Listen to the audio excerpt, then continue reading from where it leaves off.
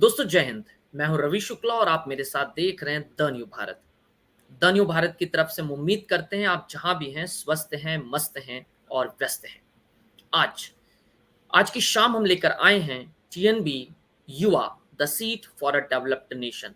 एक ऐसा कार्यक्रम जिस कार्यक्रम में बात होती है युवाओं के साथ बीजारोपण की, अंकुरित कर उन्हें भविष्य के लिए उनके विचारों को समृद्धता प्रदान करना और तैयार करना, ताकि हमारे देश का भविष्य वैचारिक परिपाठी पर, दार्शनिक परिपाठी पर परिपक्व हो सके, सूझबूझ के साथ अपना निर्णय लेना सीखे। इस उद्देश्य के साथ 12 जनवरी 2021 को हमने इस कार्यक्रम की शुरुआत की और आज हम इसके 15वें संस्करण में प्रवेश कर रहे हैं। पिछला संस्करण महाराष्ट्र के डायरेक्टर जनरल ऑफ पुलिस आदरणीय वेंकटेशम जी हमारे साथ थे मार्च के महीने में। अप्रैल और मई के महीने में विद्यार्थियों की परीक्षाओं के कारण यह कार्यक्रम नहीं हो सका, लेकिन 15वें सेशन में, 15वें सत्र में हम एक बार फिर आपका स्वागत करते हैं और आज हमारे साथ अति महत्वपूर्ण मेहमान आपको स्क्रीन पर दिखाई देंगे। हमारे साथ आज के इस कार्यक्रम में जुड़ रहे हैं आदरणीय मेजर जनरल रिटायर्ड राजन कोचर जी, विशिष्ट सेवा मेडल प्राप्त। आदरणीय सर, आपका स्वागत है। धन्यवाद। जय हिंद। जय हिंद सर। साथ में हमारे आदरणीय सर के साथ जो बच्चे, जो विद्यार्थी, जो युवा साथी आज बात करेंगे वे आपको स्क्रीन पर दिखाई दे रहे हैं, लेकिन इससे पूर्व आदरणीय sir major general Rajan Kochar, VSM retired, former MGAOC central command, PhD in management, member CEN JOWS and IDSA, senior advisor हैं DRAS, Indic research forum and PCRI, passion for nation building, देश के राष्ट्र निर्माण के लिए अलग अलग मंचों पर युवाओं को प्रेरित करने का कार्य लगातार सतत रूप से कर रहे हैं। वाइस चेयरमैन हैं national council of news and broadcasting. आदरणीय सर, द न्यू भारत द्वारा आयोजित आज के इस टीएनबी युवा the seat for a developed nation में हम आपका स्वागत करते हैं और आपके विचारों को जो आप अलग अलग मंचों पर रखते आए हैं उसी के साथ हमारे विद्यार्थी आज आपसे जुड़ेंगे, जिसमें हमारा आज का विषय changing era and challenges of security, worldwide India and its security power. इन दो विषयों पर हमारे युवा साथी आपसे चर्चा करेंगे, क्योंकि इस वक्त जब भी बात होती है देश की तो उसमें एक अहम मुद्दा आता है आंतरिक सुरक्षा और बाहरी सुरक्षा। और जब रशिया और यूक्रेन जैसे उदाहरण, तालिबान और अफगानिस्तान जैसे उदाहरण देश के सामने आते हैं, श्रीलंका की बात आती है, तो कहीं ना कहीं देश के भीतर युवा चिंतित जरूर होता है, भले ही वो एक्सप्रेस ना करता हो। तो आज हमारे साथ जो युवा साथी आपसे बातचीत करने के लिए तैयार हैं उनसे आपको रूबरू करवाते हैं। हमारे साथ हैं स्मिता उपाध्याय, जो कि माखनलाल चतुर्वेदी विश्वविद्यालय भोपाल कैंपस से हमारे साथ जुड़ेंगी। स्मिता, आपका स्वागत है। हमारे साथ हैं Nandini Tiwari, इकोल global international girls school Dehradun Uttarakhand से हमारे साथ जुड़ेंगी। नंदिनी, आपका स्वागत है। हमारे साथ हैं अभिषेक पवार, सोशियो पॉलिटिकल एक्टिविस्ट हैं, इंदौर मध्य प्रदेश से हमारे साथ जुड़ रहे हैं। अभिषेक, आपका स्वागत है। हमारे साथ है Aman Kesarwani, Shri Shankaracharya group of institute Junwani Bhilai Chhattisgarh से हमारे साथ जुड़ेंगे। अमन, आपका स्वागत है। और कुछ देर में कृतिका और आशुतोष हमारे साथ इस कार्यक्रम को ज्वाइन करेंगे। आशुतोष हमारे साथ जुड़ गए हैं। आशुतोष तिवारी, जो कि RS Mundle Dharampeth arts and commerce college Nagpur Maharashtra से हमारे साथ में जुड़ रहे हैं। आशुतोष, आपका स्वागत है। कृतिका गायत्री हमारे साथ में है, दिल्ली पब्लिक स्कूल जगदलपुर छत्तीसगढ़ से हमारे साथ में जुड़ रही हैं। कृतिका, आपका भी स्वागत है। इन युवाओं के साथ आज बात होगी देश की आंतरिक और बाहरी सुरक्षा पर। जब बात होती है देश की सुरक्षा की, तब कहीं ना कहीं हर किसी के जहन में ख्याल आता है, हर किसी के जहन में यह बात आती है कि हम कितने सुरक्षित हैं, चाहे फिर वो व्यक्तिगत तौर पर हो या राष्ट्रीय स्तर पर हो। तो सर, यदि आप आदेशित करें तो हम आज की इस चर्चा की शुरुआत करते हैं। उसको शुरू कीजिएगा। धन्यवाद। जरूर सर। कार्यक्रम का फॉर्मेट बड़ा सुंदर है कि इसके भीतर भाषण, प्रवचन, अन्य चीजें नहीं, हम सीधे सीधे मुद्दों पर बात करते हैं। तो यदि आप फेसबुक पर हैं पेज को लाइक और शेयर करके आगे बढ़ा सकते हैं, ताकि हम स्वस्थ चर्चाओं को देश के भीतर अधिक से अधिक बल दे सकें। यदि आप YouTube पर हैं तो सब्सक्राइब करने का बंधन नहीं है, लेकिन अधिक लोगों तक पहुंचाने की जिम्मेदारी जरूर आपके कंधों पर है। आइए सबसे पहले हम चलते हैं भोपाल मध्य प्रदेश से। हमारे साथ जुड़ी है स्मिता उपाध्याय। स्मिता, आपका पहला सवाल आदरणीय सर के लिए। स्मिता।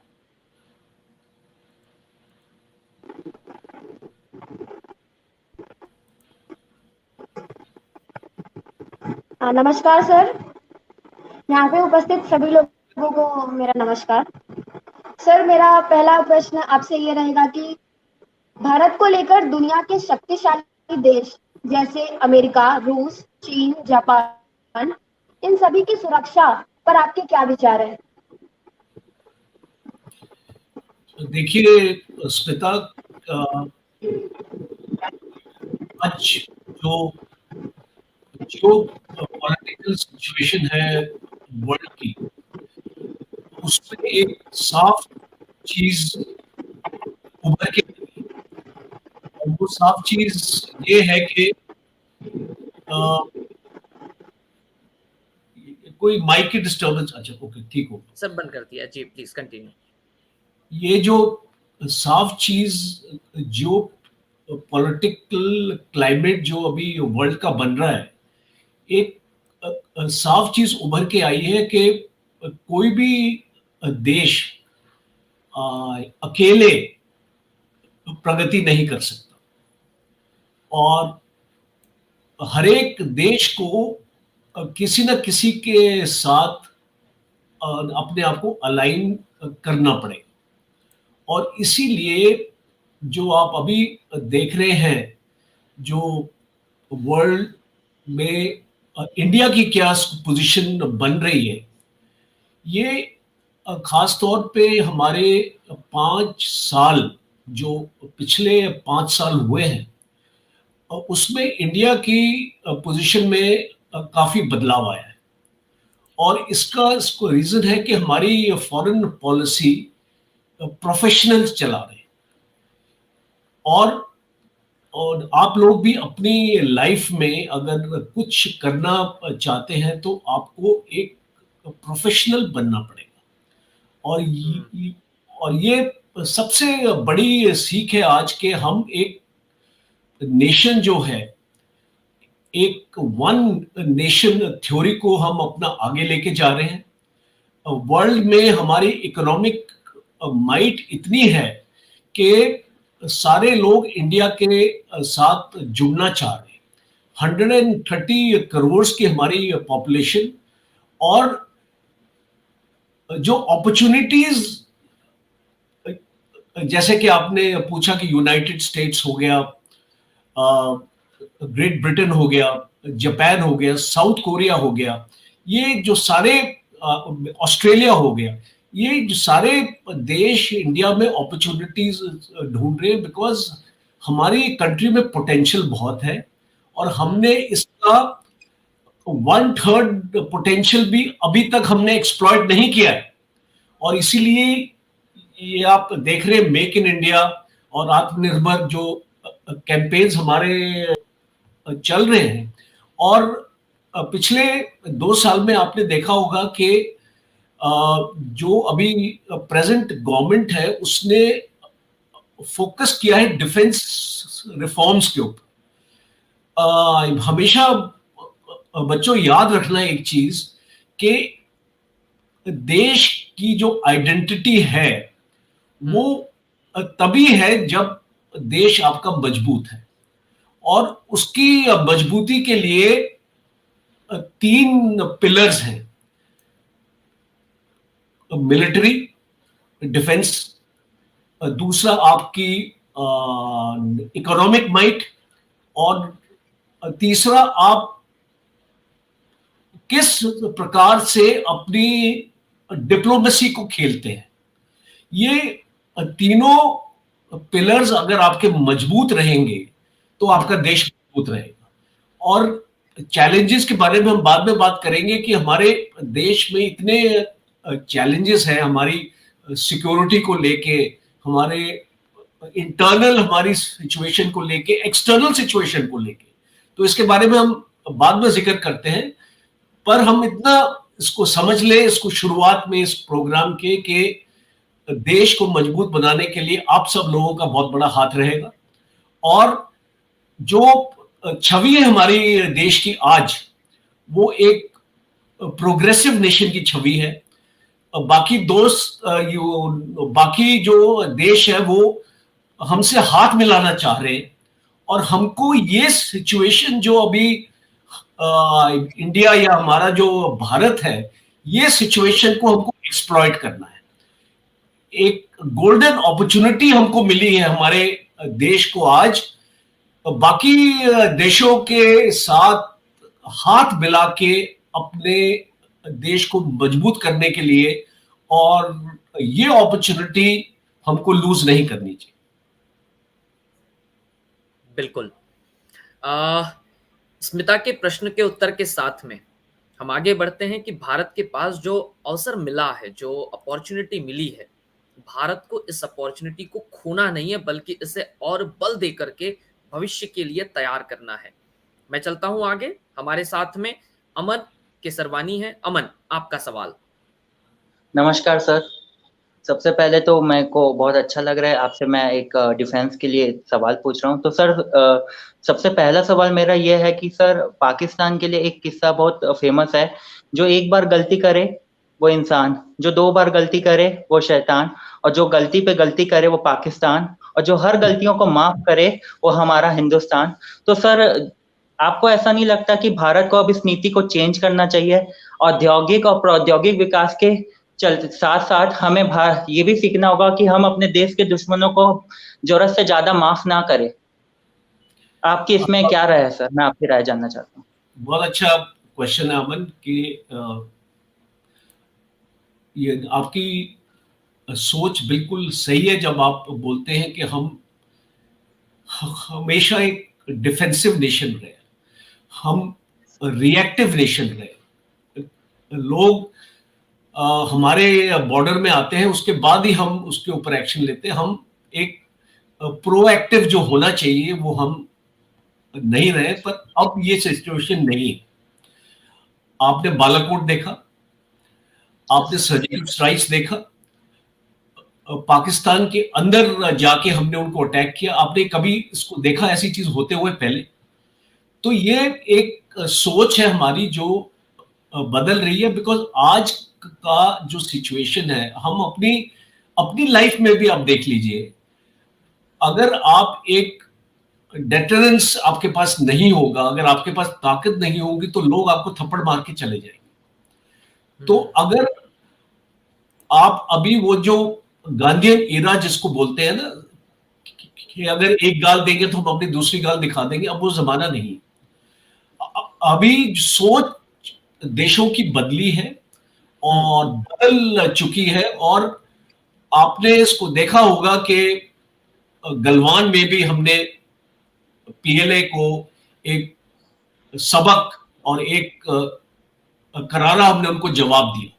तो अभी जो सिचुएशन मैं इसको देख रहा हूं, जो उसको रीडिंग है मेरी सिचुएशन की, कि देश की सोच बदली हो रही है। इसमें मैं पूरी तरीके से तो नहीं हुई अभी तक, पर ये एक जर्नी है और ये शुरू हो चुकी है। और दूसरा ये है कि मैं आपको फौज का उदाहरण देता हूं। इसमें जम्मू एंड कश्मीर में एलसी के ऊपर शेलिंग होती थी, और पाकिस्तान भी इसको गोलाबारी करता था और हम भी गोलाबारी करते थे। पीस टाइम में होता था। और अभी वो एक सीज फायर एग्रीमेंट है, तो शेलिंग आजकल नहीं हो रही है। और इस नहीं होने की वजह यह है कि पाकिस्तान के पास एमुनिशन की कमी है, और इसको बेसिकली एक रिसेशन में उनकी इकोनॉमी जा रही है, उनके पास पैसा नहीं है, तो क्या शेलिंग करेंगे। और जो आप जानते हैं, एक शेल लाखों रुपए का आता है। तो इसमें इकोनॉमिक उनकी कंपल्शन है, उसकी वजह से हुआ ये। आप मत सोचिए कि पाकिस्तान अमन चाहता है या पीस चाहता है, वो चीज उसमें नहीं है। तो शेलिंग के दौरान पहले हमारी इंडियन आर्मी की पॉलिसी होती थी कि दुश्मन जब अपना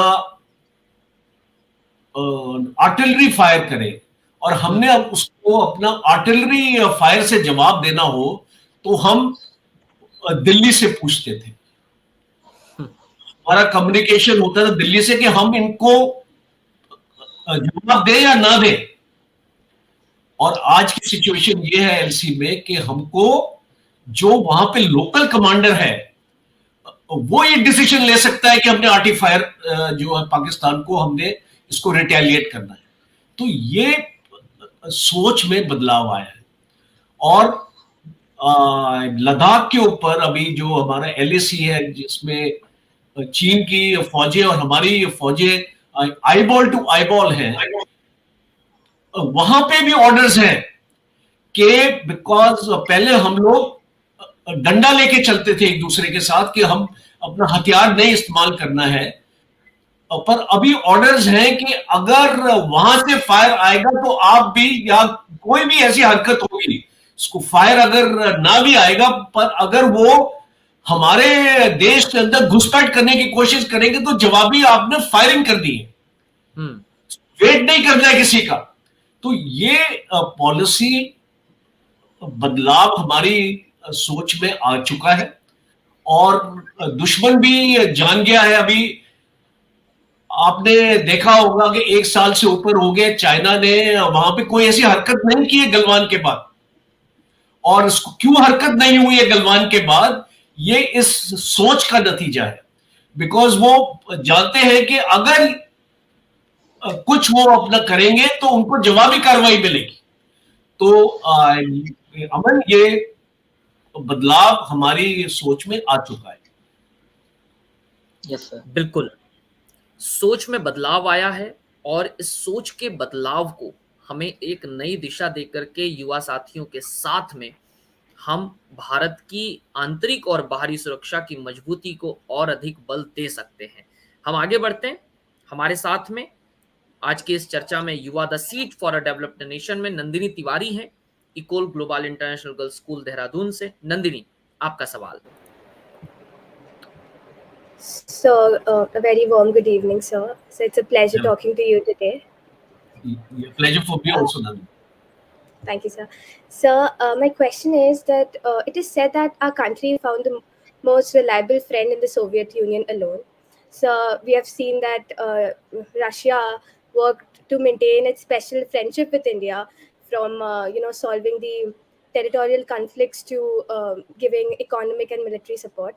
So, sir, India supporting Russia, is India trying to return the favor, or do we have a different agenda behind it? Because when we see Ukraine, people are just losing their lives there, but still we are supporting Russia. So, sir, can you just please elaborate on it? Very good question, Nandini. As a matter of fact, I must compliment you that at such a young age, you have asked a very pertinent question, a question which is on the minds of even the top thinkers of the country.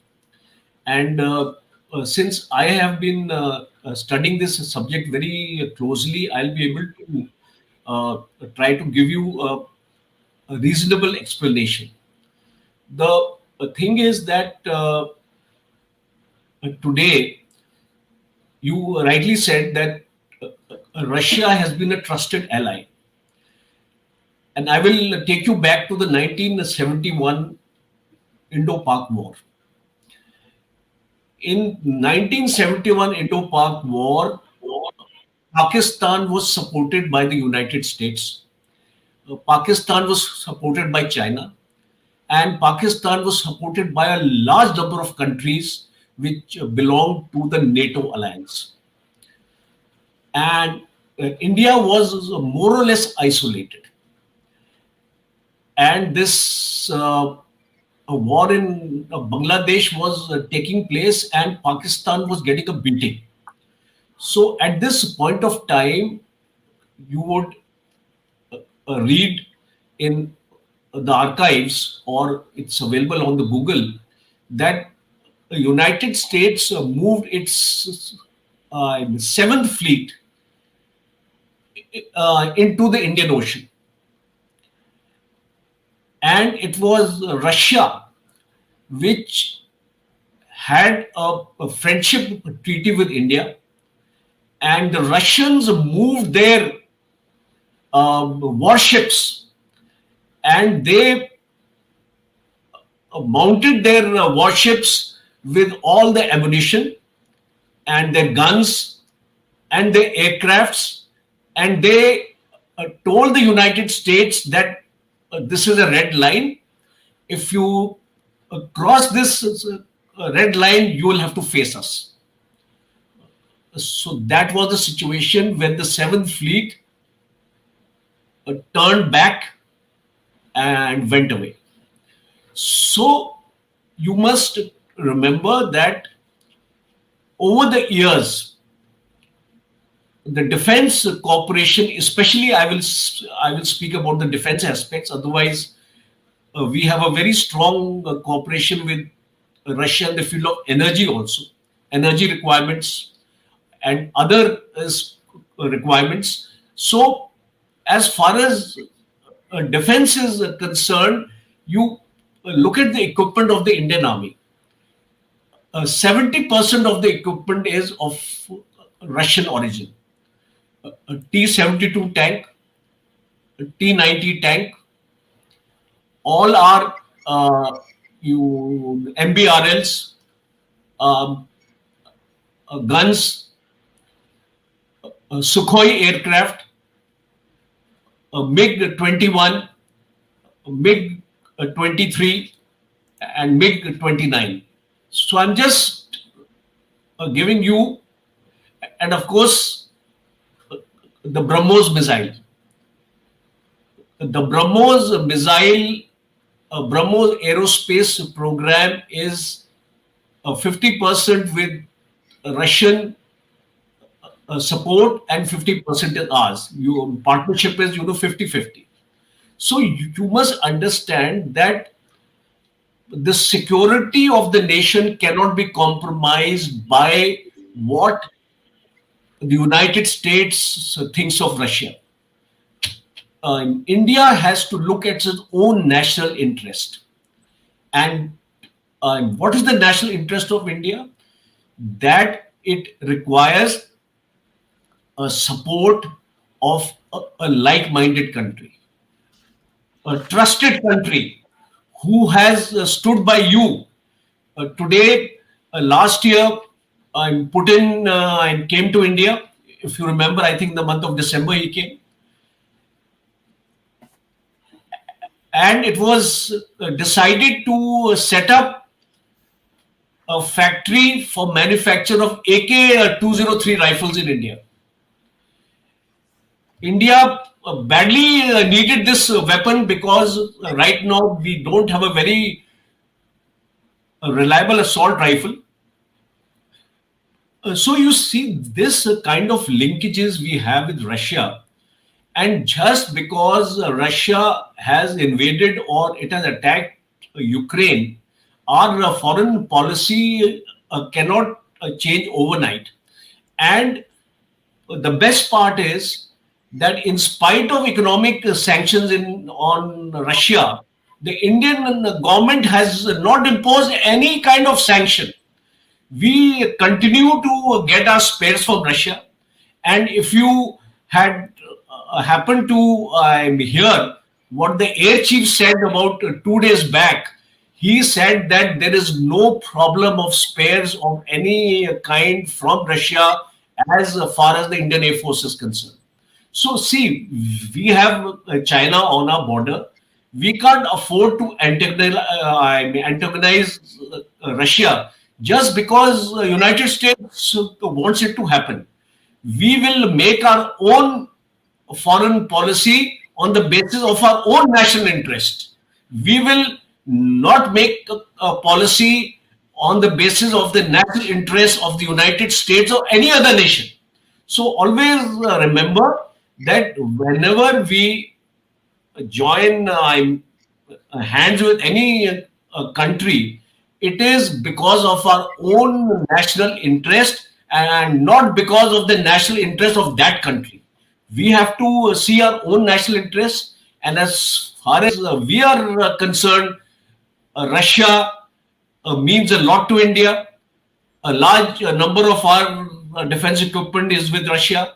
We are getting space from them, ammunition from them, and we will continue to support them in all forums. As a matter of fact, India has not um, uh, you voted in the United Nations. India has only abstained because India has actually made its position clear that neither we say yes and neither we say no. But since we have such close ties with Russia, we will continue to support Russia. I hope I've answered your question. Yes, sir. Thank you, sir. Yes, Nandini जैसे छात्र युवा साथी युवा हैं जो कि इस देश की सुरक्षा को लेकर चिंतित भी रहते हैं और अलग अलग प्रकार के प्रश्नों से जूझते भी हैं। लेकिन क्या ऐसे प्रश्नों को सही मंच मिलना चाहिए या नहीं, इसी के जवाब के तहत you are the seat for a developed nation की एक शुरुआत की गई है। गिलहरी शुरुआत है, छोटी शुरुआत है, लेकिन जितने भी इससे जुड़ते हैं हमें ये लगता है कि कम से कम उनके प्रश्नों को एक सही मंच मिल रहा है। हम आगे बढ़ते हैं। हमारे साथ मध्य प्रदेश इंदौर से जुड़े हैं अभिषेक पवार, प्लीज अपना सवाल करें। धन्यवाद रवि सर, और thank you so much sir for this opportunity. Sir मेरा प्रश्न ये, आपने विगत प्रश्नों में एशिया पैसिफिक और इंटरनेशनल जियोपॉलिटिक्स से रिलेटेड प्रश्न पूछे, परंतु सर मेरा प्रश्न ये है कि भारत की बैकयार्ड हिंद प्रशांत क्षेत्र में जो चीन की बढ़ती आक्रामकता है, जो उसको रोकने के लिए विगत 3 वर्षों से जो क्वाड समूह तो बना विगत 10 सालों से था, लेकिन जो प्रभाव में आया है डोनाल्ड ट्रंप के आने के बाद और जो चीन की आक्रामकता है कोविड-19 पैंडेमिक में, तो सर आप भारत की विदेश नीति और सुरक्षा नीति में इसको किस परिप्रेक्ष्य में देखते हैं, और आने वाले समय में हिंद प्रशांत क्षेत्र में जिस हिसाब से विश्व की महाशक्तियों का जो P5 नेशंस है, परमानेंट 5 नेशंस है, उनकी जो पॉलिसी है और उनकी जो नीति है उसको लेकर सर आप इसमें भारत की भूमिका और भारत की सुरक्षा को किस नजर से देखते हैं? धन्यवाद। बहुत अच्छा क्वेश्चन है आपका ये, और ये एक रेलेवेंट भी है आज के जियो स्ट्रेटेजिक एनवायरनमेंट को देखते हुए। सबसे पहले हमको एक्चुअली समझना चाहिए कि चाइना पिछले 4-5 साल से क्या कर रहा था। चाइना का एक वाइट पेपर है 2013 में निकला था ये, जिसमें चाइना ने डिक्लेयर किया है कि 2035 में चाइना एक सुपर पावर बनेगा, और उसने भी ये भी डिक्लेयर किया है कि ताइवान चाइना का हिस्सा बनेगा। और साउथ चाइना सी में जो चाइना की हरकत हुई है, साउथ चाइना सी में 7 देश हैं, और अगर आप एक्सटेंडेड इकोनॉमिक जोन की बात करेंगे जो 200 नॉटिकल माइल्स तक रहता है, तो जो भी एक देश है वो जो ओशन के साथ जुड़ा हुआ है उसका 200 नॉटिकल माइल्स तक उसका उस एरिया में हक है। जैसे कि हम अपनी इंटरनेशनल बाउंड्री जो हम अपनी बनाते हैं, नेशन की बाउंड्री होती है 200 नॉटिकल माइल्स तक, और अगर कोई देश आपकी बाउंड्री के अंदर आ जाए और अपनी जो ऑयल अपना रिग्स लेके आ जाए, अपनी ऑयल ड्रिलिंग अपनी करनी शुरू कर दे और आपके रिसोर्सेज को यूज करना कर दे, तो आप उसको क्या मानेंगे? एक बुल्ली की तरह।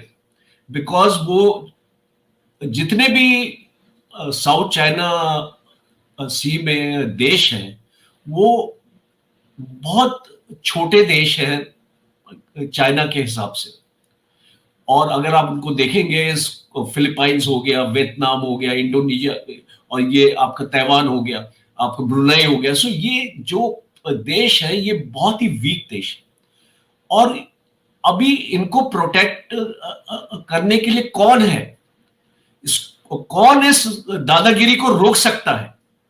तो इसीलिए क्वाड का गठन हुआ कि हम 4 ऐसे महत्वपूर्ण देश, और इंडिया इसलिए चुना गया बिकॉज इंडिया भी इंडियन ओशन में अपना जो उसका दबदबा इंडिया का है, और इंडिया भी एक मैरीटाइम पावर है, तो इसीलिए इंडिया को ऑल्सो जोड़ना जरूरी था कि क्योंकि इंडिया की प्रॉक्सिमिटी है पैसिफिक ओशन में। और आपने देखा होगा कि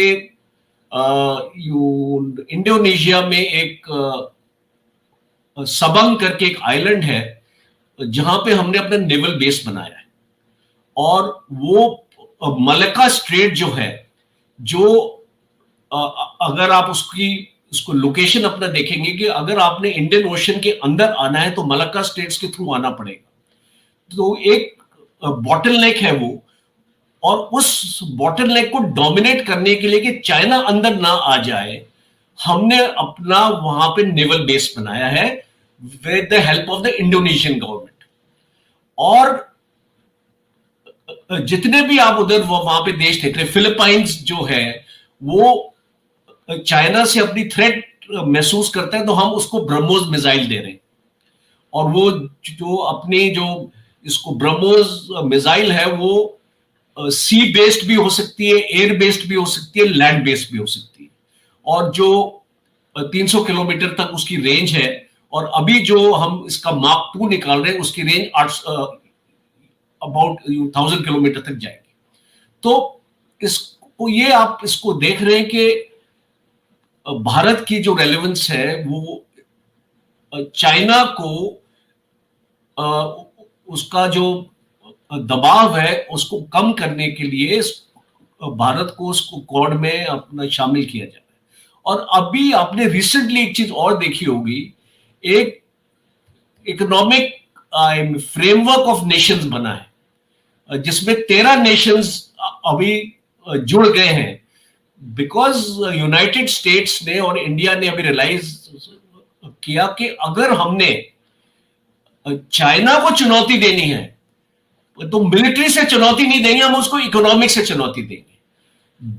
जब चाइना की इकोनॉमी को पिंच किया जाएगा तो उसको तकलीफ महसूस होगी, और इसीलिए ये क्वाड की जो मूवमेंट है इसको और स्ट्रांग किया जा रहा है, और देशों को ऐड किया जा रहा है। साउथ कोरिया भी ज्वाइन कर रहा है अभी, साउथ कोरिया से भी बात अब चल रही है कि उसको भी क्वाड में शामिल करेंगे, बिकॉज वो एक बहुत ही स्ट्रांग इकोनॉमिक पावर है।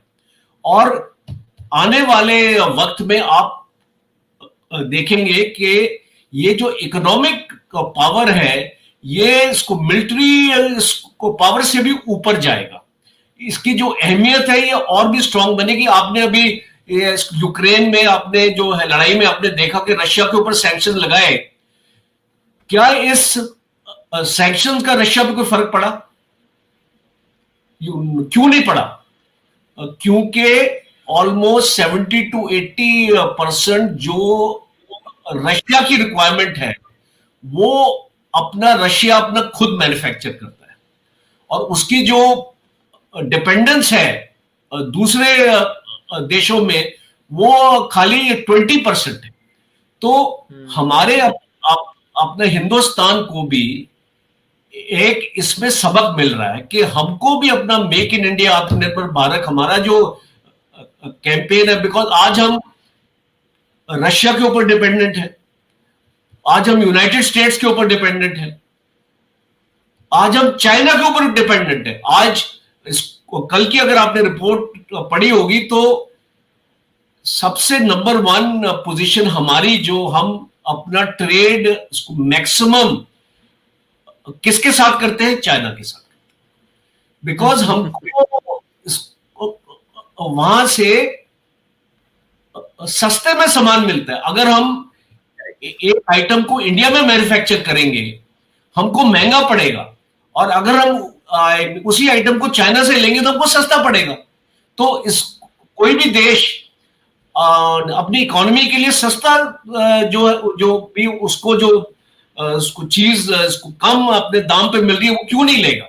तो इसीलिए ये हमको डिपेंडेंस हमको कम करनी है। एक इस तरफ तो बॉर्डर पे हम एक दूसरे के साथ लड़ रहे हैं और दूसरी तरफ हम चाइना से सामान खरीद रहे हैं।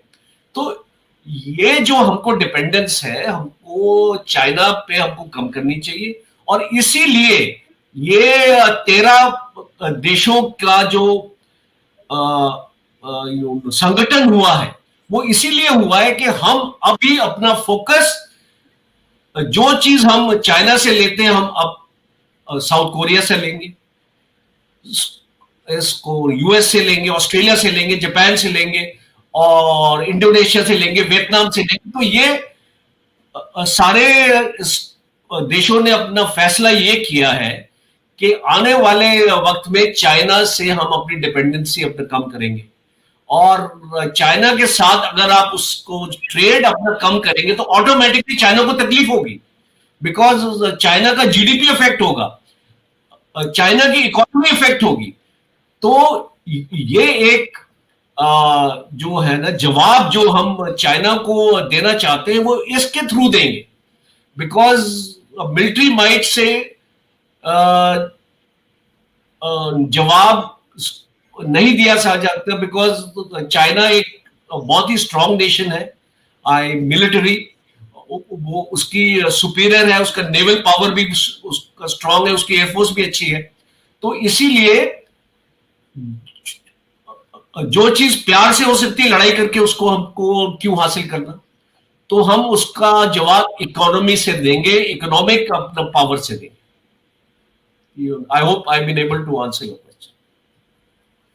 Thank you sir.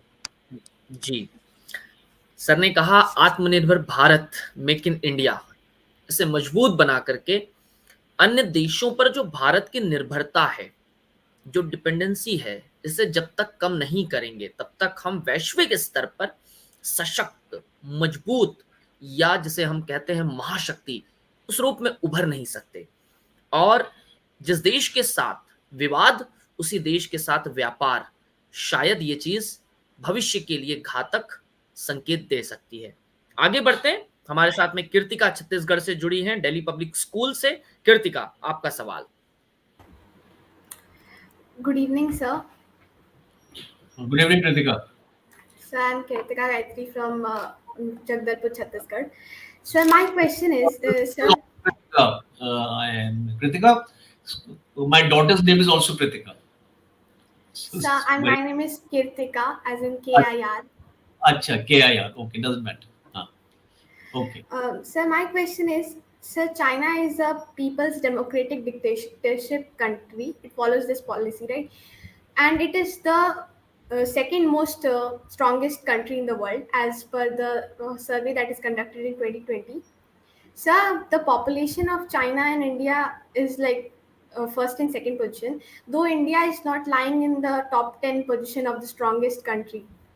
So why do you think this is? Both of the countries are developing nations, but still we are very far behind China. देखिए Kritika, you have to understand one thing.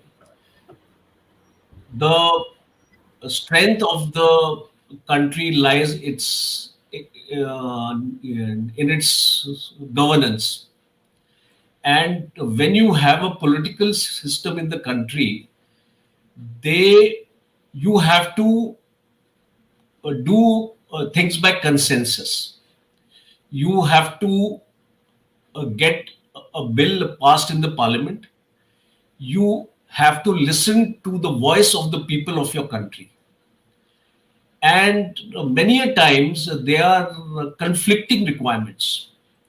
You want to give a budget to your army, at the same time you want to make hospitals, you want to improve your infrastructure, you want to improve your roads. COVID was there, healthcare had to be actually given the focus. You want to give money to your industries. you have to do an all-round balancing act.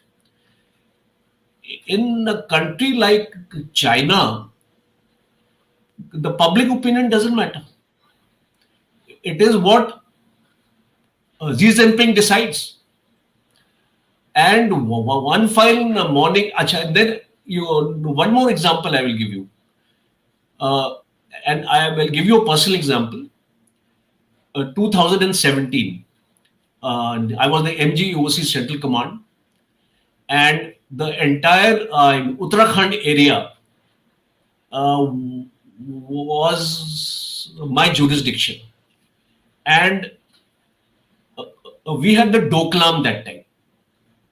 If you remember, the Chinese came and occupied the Doklam plateau, and we had a confrontation with them.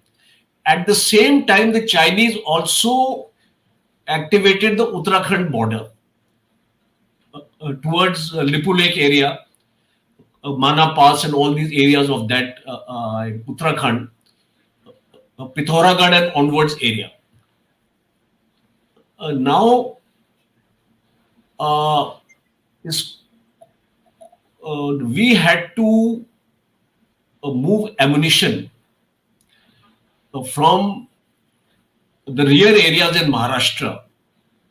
In Pulgaon, we have a central ammunition depot.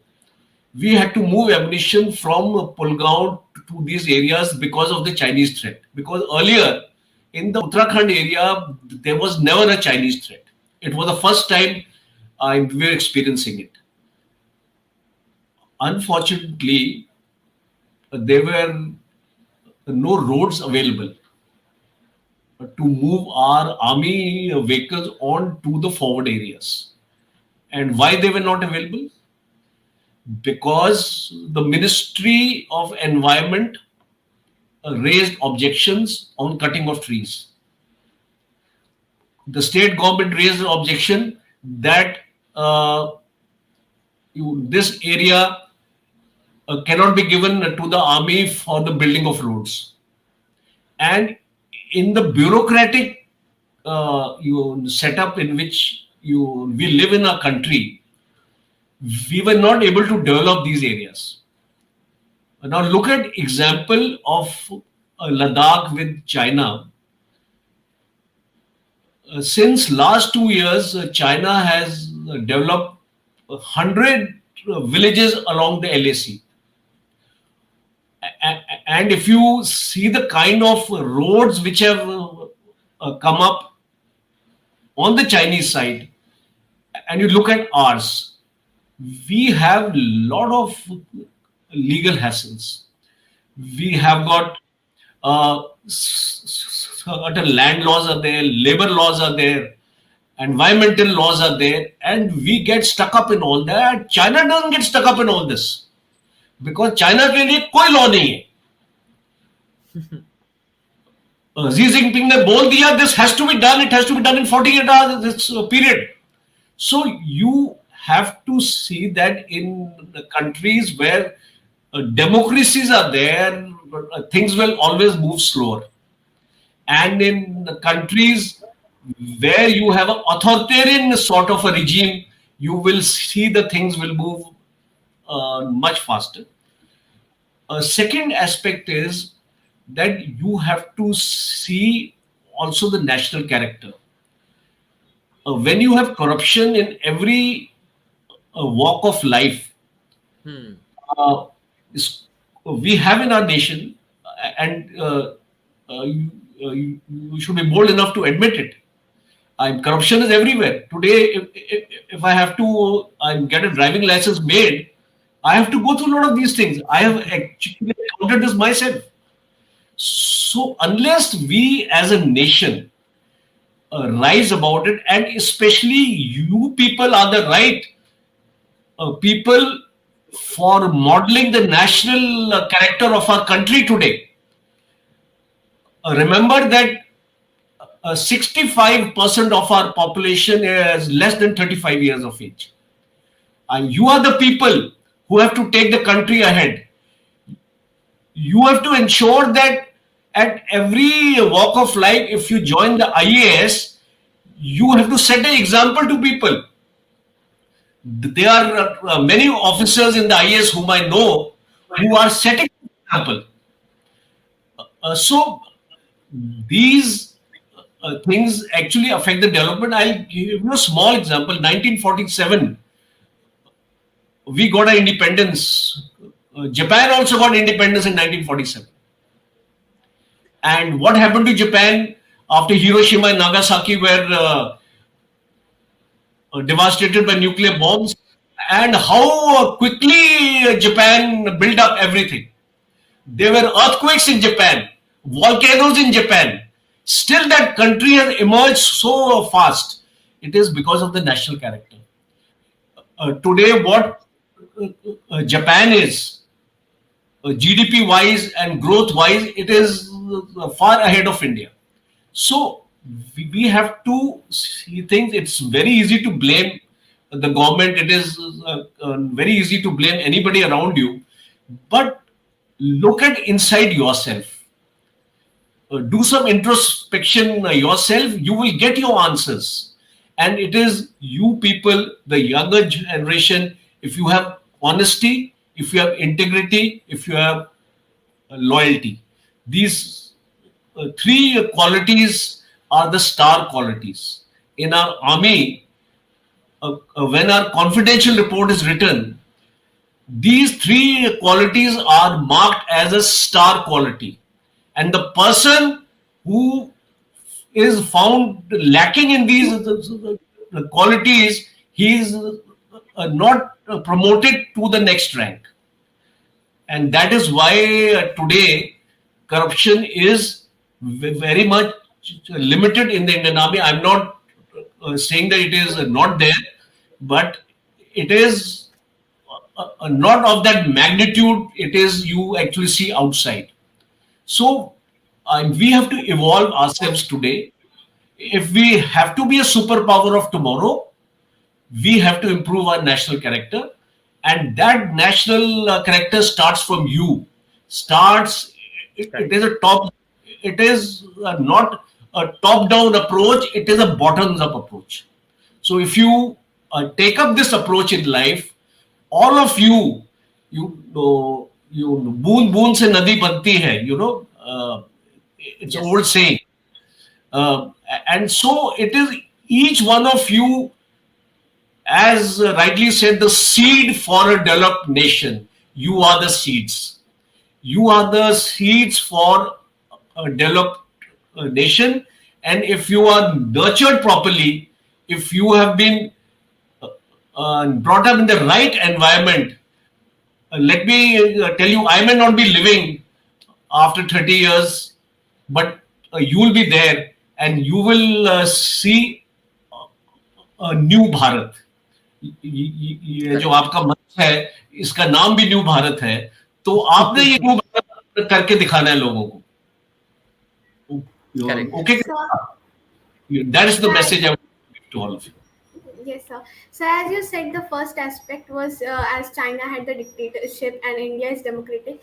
So, sir, do you think democracy is the thing that is stopping India from becoming stronger? Because Japan is also constitutional monarchy, so it is also not considered as democratic. So, you see, what happens is it's a very important question, but always remember that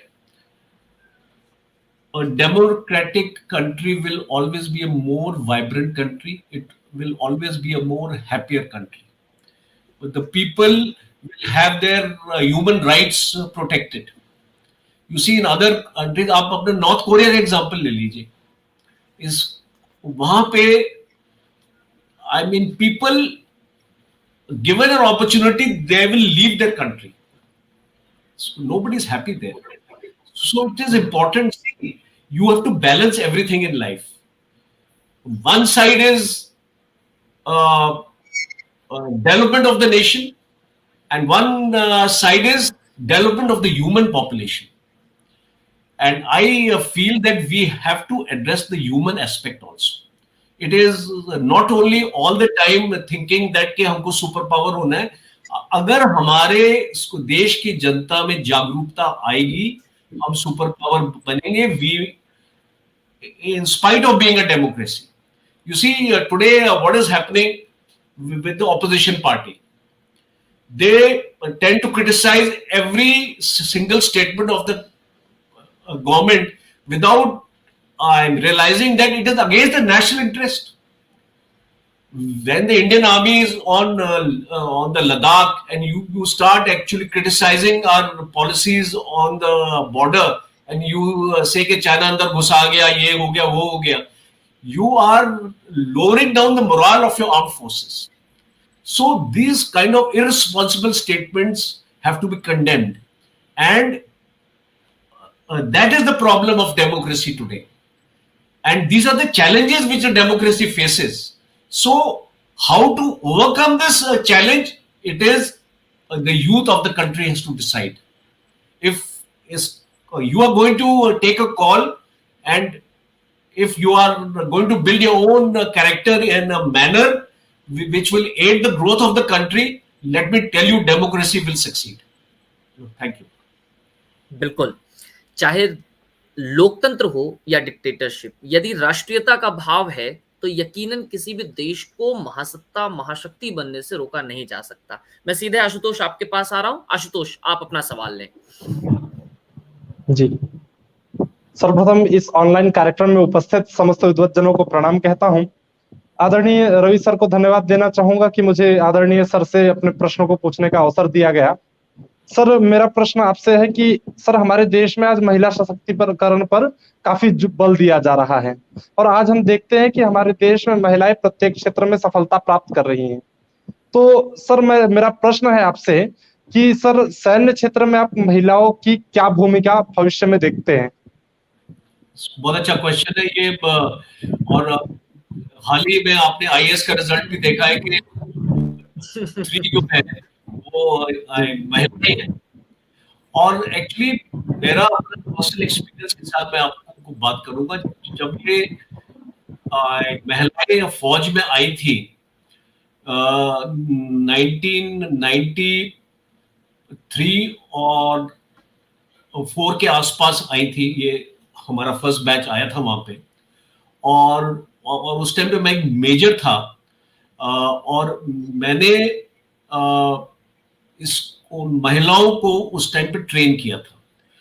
मेरे उधर batch जो आया था हमारे पास, उसमें 15 महिलाएं officers थी और 14 उसमें मेल ऑफिसर्स थे. 29 का बैच आया था मेरे अंडर.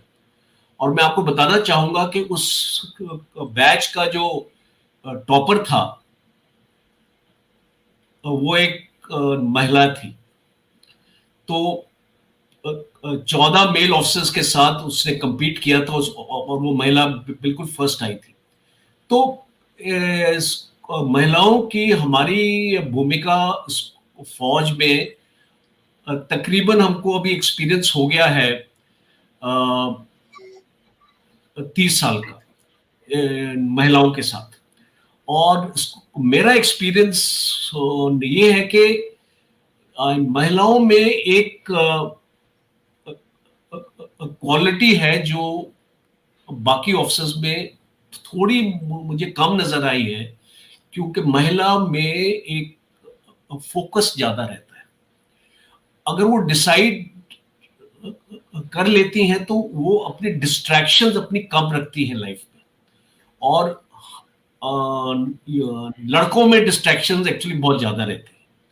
और उसकी वजह से आपने इसको देखा होगा कि सीबीएसई का भी रिजल्ट अगर आपने देखा होगा, और आपने आईसीएसई का भी रिजल्ट देखा होगा, आपने यूजीसी का भी रिजल्ट देखा होगा, आप उसमें देखा होगा महिलाएं हमेशा इसको मेल से बेहतर करती है.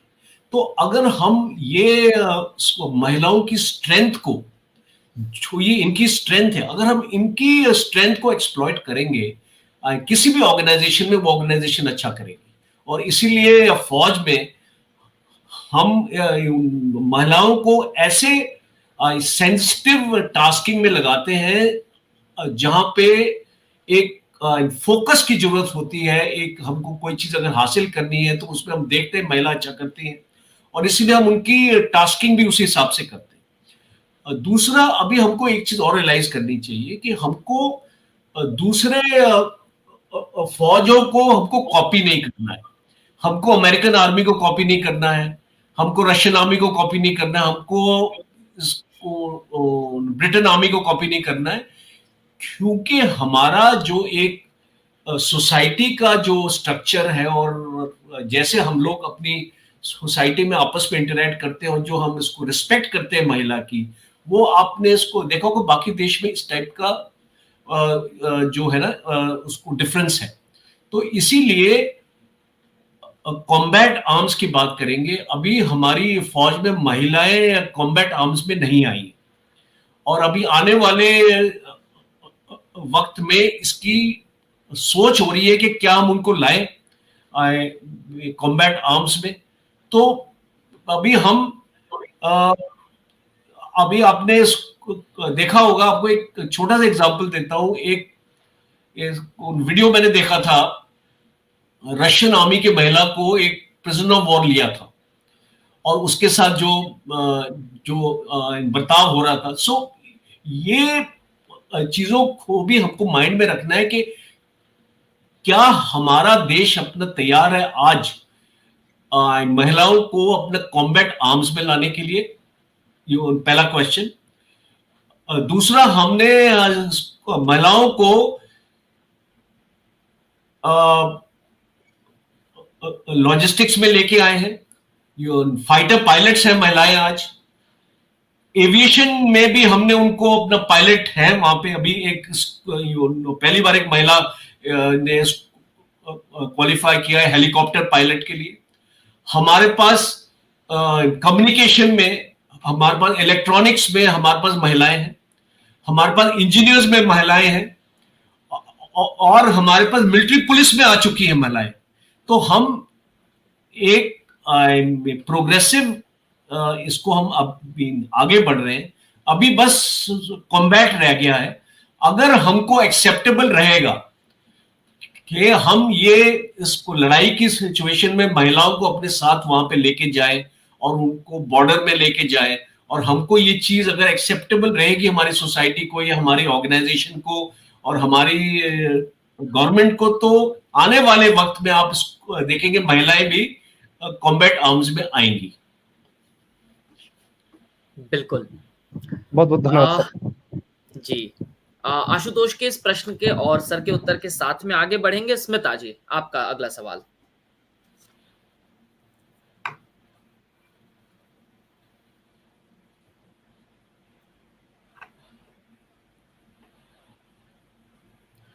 स्मिता,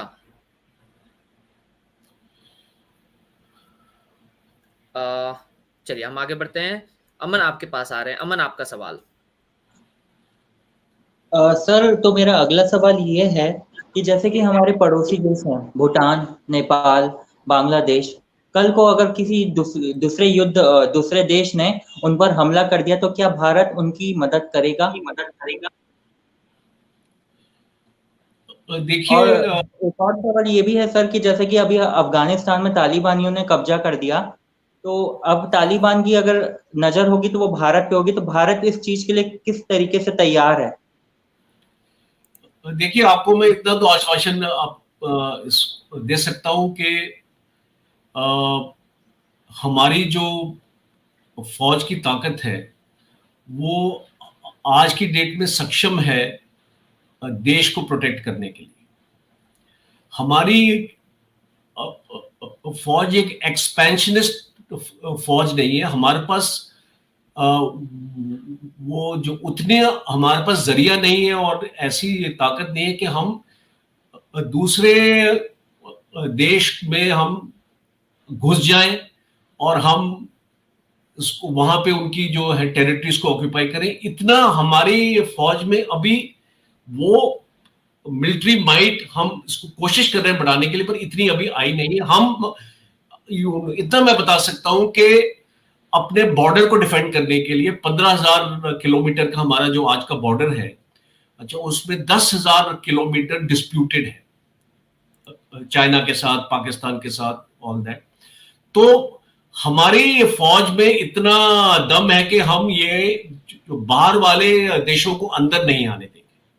अच्छा, दूसरा, हम अपनी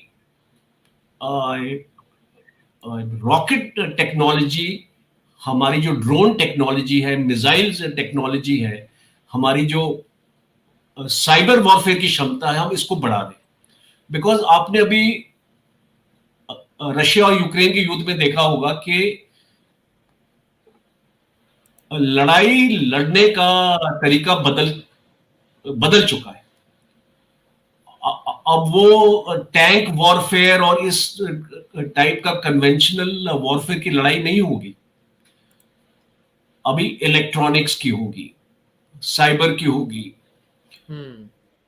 और आपकी ड्रोन्स की होगी, आपकी मिसाइल्स की होगी, आपके रॉकेट्स की होगी। इस टाइप की टेक्नोलॉजी अब किसी देश में होगी और उसके पास इस टाइप की वेपनरी होगी, तो वो विजयी होगा। तो इसीलिए हम लोग, हमारी जो अभी फौज है, इस एरियाज में अपनी फोकस कर रही है। और बाकी अफगानिस्तान की अगर आप बात करेंगे, तो अफगानिस्तान की पास तो इतना अपना दम नहीं है कि वो हमको थ्रेटन कर पाए। बिकॉज अफगानिस्तान के बाद कोई फौज थोड़ी है वहां पे, और अफगानिस्तान के बीच में पाकिस्तान आता है, तो हमारी कोई ऐसी कॉमन बाउंड्री नहीं है अफगानिस्तान के साथ। और जो हमको थ्रेट हो सकती है अफगानिस्तान में, वो है टेररिस्ट ग्रुप से। जो लश्कर ए तौयबा हो गया और आपका तालिबान हो गया, इस टाइप की जो ऑर्गेनाइजेशन का आउटफिट्स हैं, वो अभी हम देख रहे हैं कि उनके इन्फिल्ट्रेशन कश्मीर की तरफ स्टार्ट हो रहा है। बिकॉज अफगानिस्तान की धरती पर टेररिस्ट ग्रुप्स पाले जा रहे हैं, उनको पाकिस्तान का भी सपोर्ट मिल रहा है, उनको अफगानिस्तान की गवर्नमेंट का भी सपोर्ट मिल रहा है, और इसीलिए अफगानिस्तान के ऊपर सैंक्शंस लगे हुए हैं। कहीं से उनको एड नहीं मिल रही है, आईएमएफ ने एड बंद कर रखी है उनकी। बुरा हाल है अफगानिस्तान में। यूनाइटेड स्टेट, अफगानिस्तान की इकोनॉमी अगर आप उसको स्टडी करें, तो 90% इकोनॉमी उनकी एड पे चलती है, 10% इकोनॉमी उनकी अपने बलबूते पे चलती है। और अगर उनके पास एड नहीं आएगा तो अफगानिस्तान में क्या दम है? और उनके लोग इतने सफर कर रहे हैं। आपने देखा होगा कि वहां पे ह्यूमैनिटेरियन क्राइसिस है, खाने के लिए नहीं है।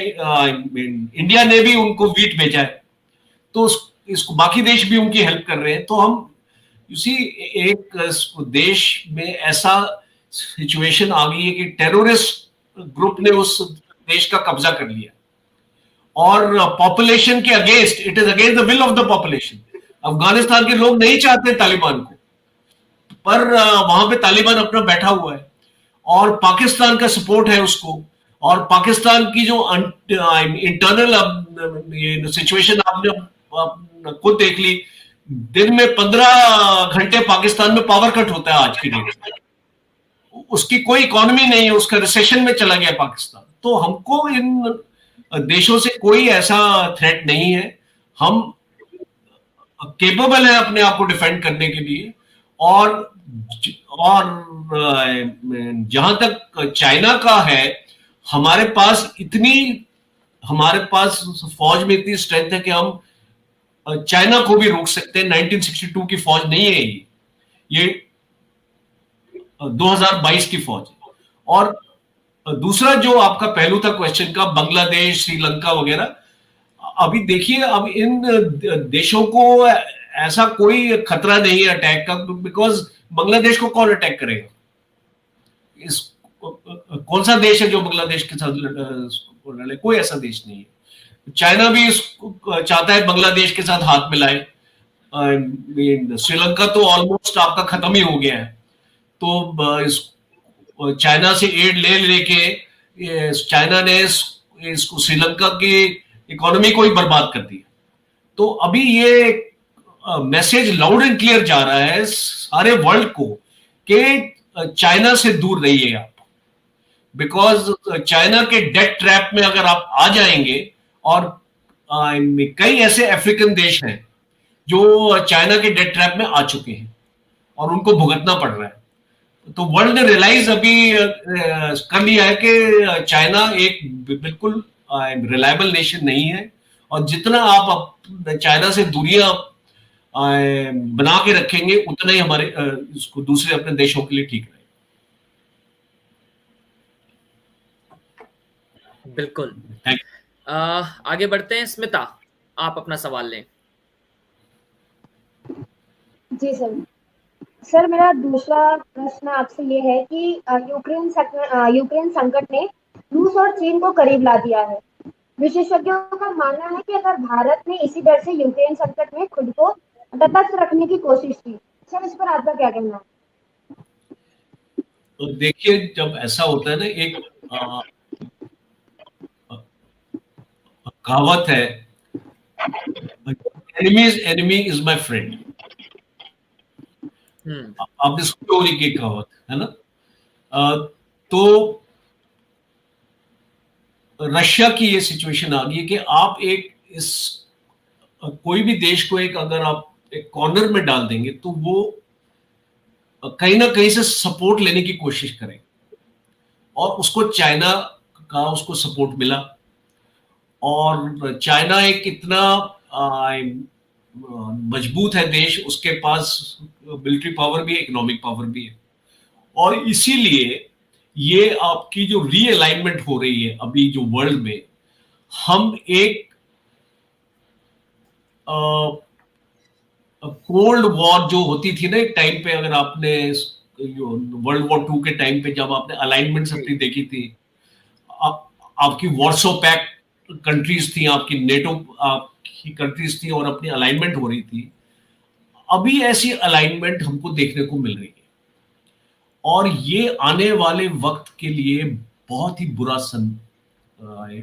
संकेत है। बिकॉज अगर वर्ल्ड में इंस्टेबिलिटी रहेगी, और अगर एक दूसरे के साथ अगर आप अपना तनाव रखेंगे, लड़ाई करेंगे, और आजकल हॉटस्पॉट्स जिनको हम अपना बोलते हैं, ताइवान आपका हॉटस्पॉट है, लिबिया आपका हॉटस्पॉट है, आपका ईरान आपका हॉटस्पॉट है, और इराक आपका हॉटस्पॉट है, नॉर्थ कोरिया आपका हॉटस्पॉट है। सो ये जितने भी ये एक पोटेंशियल रखते हैं कि कल यहां पर भी प्रॉब्लम्स आ सकती हैं, और इसको देश में अगर पूरे वर्ल्ड में अगर प्रॉब्लम्स आएगी तो सारे देशों की इकोनॉमी इफेक्ट होगी, और इसमें इंडिया को भी इस पे फर्क पड़ेगा। अभी जो आपकी यूक्रेन की लड़ाई है, आपने उसमें देखा है कि पेट्रोल की दाम कितने बढ़ गए, और आपने इसमें देखा है कि हमारी इन्फ्लेशन रेट बढ़ गया है, इस फूड प्राइसेस की कीमतें बढ़ गई हैं। बिकॉज अगर तेल की प्राइस की अगर कीमत बढ़ेगी, और जो इकोनॉमी के स्टूडेंट्स हैं, इकोनॉमिक जो पढ़ते हैं, वो देखेंगे कि आपके फूड ग्रेन्स की प्राइस भी बढ़ेगी। और अगर आपका जो व्हीट की जो आपका जो एक्सपोर्ट है उसकी अगर प्रोडक्शन अगर कम हो जाएगी, तो लोग अब राइस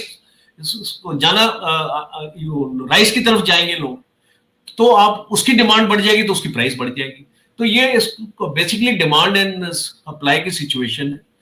और जो इसको कोई भी लड़ाई की सिचुएशन अगर आप देखते हैं, आज अगर यूक्रेन के साथ है, कल ये अब ताइवान में भी हो सकती है, तो इसमें हमारी वर्ल्ड की सिचुएशन अनस्टेबल रहेगी। और इसीलिए हम एज अ नेशन इंडिया इसमें बहुत कुछ कर सकते हैं। India can be a piece ambassador, because India की बात हर एक फोरम में आज सुनी जाती है, उस पर विचार किया जाता है। और जैसे हमारी अलायंसेस हैं यूनाइटेड स्टेट्स के साथ, रशिया के साथ, इजराइल के साथ अच्छे हमारे संबंध, इजराइल भी एक बहुत ही स्ट्रॉन्ग नेशन उभर के आ रहा है। तो हम लोग इन सारे देशों के साथ मिलके काम कर रहे हैं, और हम एक इसको पीस मैसेंजर की तरह हम वर्ल्ड को हम एक मैसेज दे रहे हैं कि आपस में भाईचारा रखो आप। और ये जितने भी हमारे जो वर्ल्ड लीडर्स हैं, जैसे कि बाइडेन हो गया, पुतिन हो गया, और पुतिन में हो गए, तो ये सारे वर्ल्ड लीडर्स को अपनी अपनी सोच को बदलना पड़ेगा। अगर एक वर्ल्ड सिचुएशन को एक स्टेबिलिटी की तरफ लेके जाना है, अब इकोनॉमिक पावर अगर आपने बनना है, अपनी इकोनॉमी को मजबूत करना है, तो लड़ाई का रास्ता आपको छोड़ना पड़ेगा। सो उसको यही अपना मैसेज है आप सब लोगों के लिए। बिल्कुल। नंदिनी के पास आते हैं। नंदिनी, आपका अगला सवाल। So my next question is, so increasing number of terrorism in Kashmir, sir, has actually opened our eyes. So one of the most famous one was Amreen Bhatt. So she was killed by two terrorists, sir. LET headed by Asif Shaheed, sir. So sir, what are we expecting the Indian government and the defense system of India to take steps for the same, sir? Very good question, because the situation is deteriorating a bit there in Kashmir. And every day there was a school teacher also who was targeted, and Kashmiri Pandit was also targeted, and this is a deliberate attempt by the forces across the border to create an unstable situation in Jammu and Kashmir, because Jammu and Kashmir is progressing towards development. There was a delegation from the Emirates who want to invest in Jammu and Kashmir, who want to invest in the hospitality sector, who want to invest in their handicrafts and all these specializations, और जो वहाँ पे spices उगती हैं, तो all these development is industry is coming to Jammu and Kashmir. Adani and all these big industrialists are setting up the base there. Government has sanctioned a special economic package for Jammu and Kashmir. So basically, it is a fallout of Article 370, which is becoming an eyesore for Pakistan.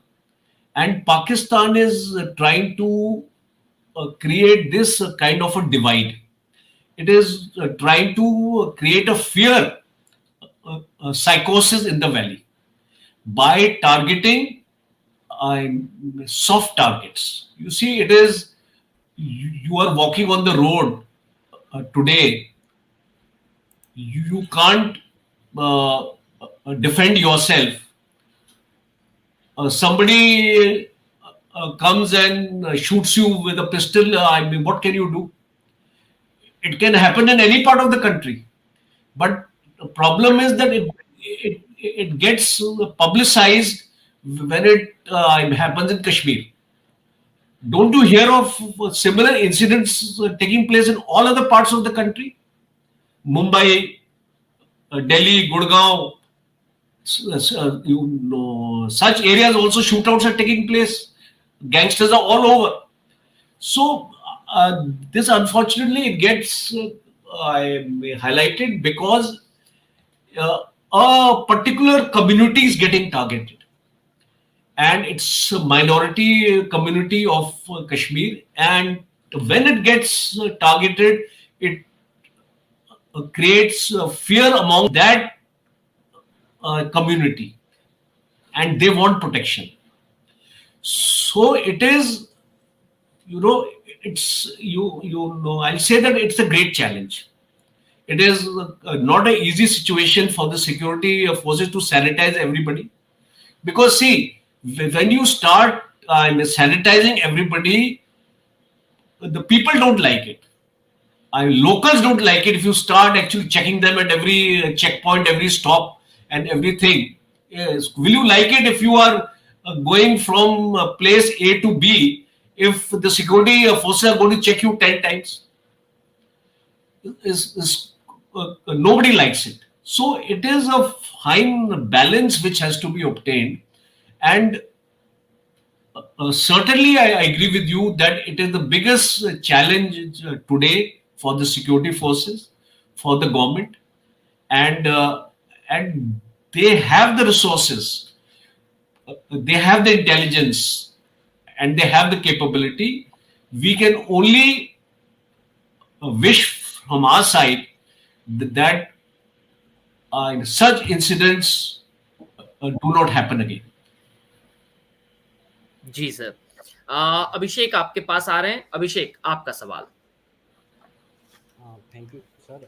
Sir मेरा next प्रश्न है कि भारत की जो आंतरिक सुरक्षा है उसके अंदर जो साइबर सुरक्षा और अंतरिक्ष सुरक्षा में कितना अधिक मायने रखता है, और इसी के साथ सर एक इसका सब क्वेश्चन है कि वर्तमान की जो युद्ध होते हैं उसके अंदर जो एक प्रोपोगेंडा चलाया जाता है, जैसे गंगवाल वैली हुई थी उस समय, उसके बाद 6 महीने तक चाइना के द्वारा जो कुछ वीडियोस रिलीज किए गए, कुछ फोटो रिलीज किए गए, अभी रशिया यूक्रेन वॉर में भी प्रोपोगेंडा जो चलाया गया। तो एक सर एक आज के ज़माने एक नया सेटअप आ रहा है वॉर के अंदर, इसका यूज़ करके जो मानसिक स्थिति है किसी भी दूसरे देश के राष्ट्र के लोगों की या फिर उनके सेना की, इसके अंदर सर इसमें भूमिका कैसे देखते हैं, और वर्तमान में इंडियन आर्मी जो भारतीय सेना है उसको सर इसको काउंटर पार्ट कैसे कर सकती है या कर रही है? बहुत ही अच्छा क्वेश्चन है ये। It's a very relevant question because आने वाले वक्त में जो लड़ाइयाँ होंगी ना वो हथियारों से नहीं होंगी, वो इन्हीं चीजों से होगी।